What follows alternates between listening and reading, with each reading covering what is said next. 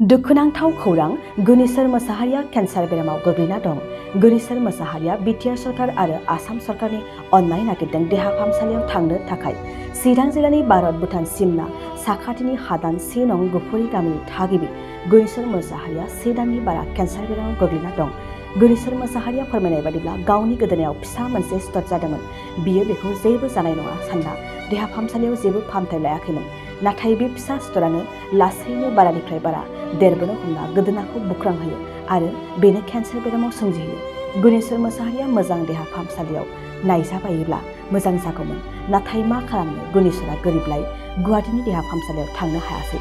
दायो न'आवनो गोग्लैसोना थानांगौ जाबाय। बेनिखायनो गुनेश्वर मोसाहारिया बिटिआर सरकार आरो आसाम सरकारनिसिम गावनि देहानि केन्सार बेरामखौ नायजानो राङारि अनसुंथाइ मदद नागिरदों। लोगोसे रायजो राजानिसिमबो अनसायनाय नागिरदों। सोरबाफोर गुनेश्वर मोसाहारिनि बेरामनि थाखाय मदद होनो गोसो गुदुंफोर गाहायनि बेंक पासबुक नम्बराव अनसुंथाइखौ हरनो हागोन।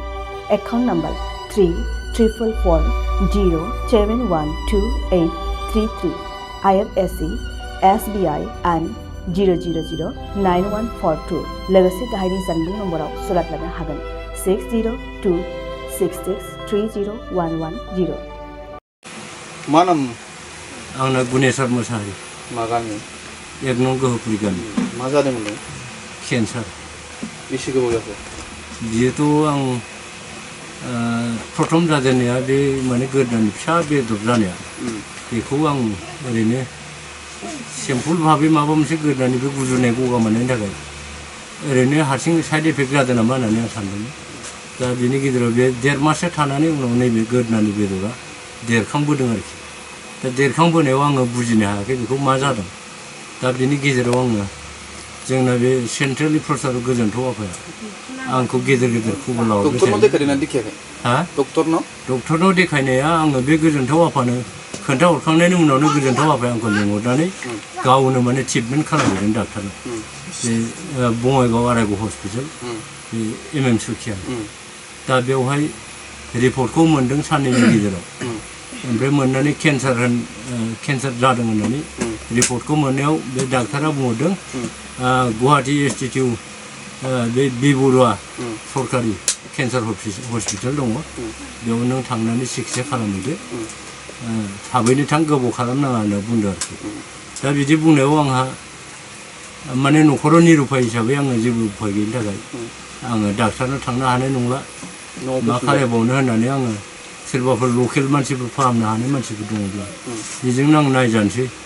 जुदि बेजोंबो जाथाराबाथ' आं मा खालामनो, न'खरनि मानसि रावबो जुगदानबो खालामनो हायाब्ला आंबो न'आवबो जेबो उफाय गैखाया, आं माजों बर'नो बेखौ साननानै आङो थैनांगौबा थैथोंसै, आङो माने डाक्टारनाव थांथ'ला, आं बेखौ साननानै आं थाबाय थाथ'दों आरो न'आव फैफिनदों।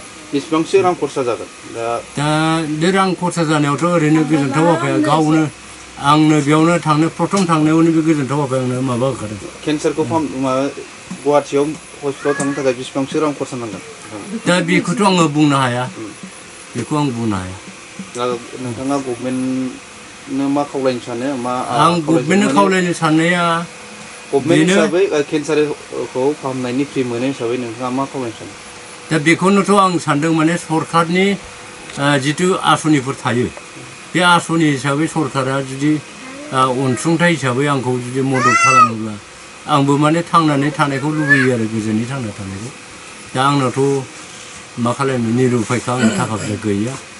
दा आङो सरकारनि अनसुंथाइफोरखौ जुदि फेसिलिटिफोरखौ मोननो हायोब्ला आंबो थांनानै थागोन, बेखौ आंबो फोथायनाय दं आरोखि, थारमाने आसा दं थांनानै थानो लुबैनायखौ। नोंथाङा देहानि सानाय सुनाय बेरामनि जेंनायाव गोग्लैदों नामा? गावनि देहानि सानाय सुनाय बेरामखौ लानानै दुखुआव दं नामा?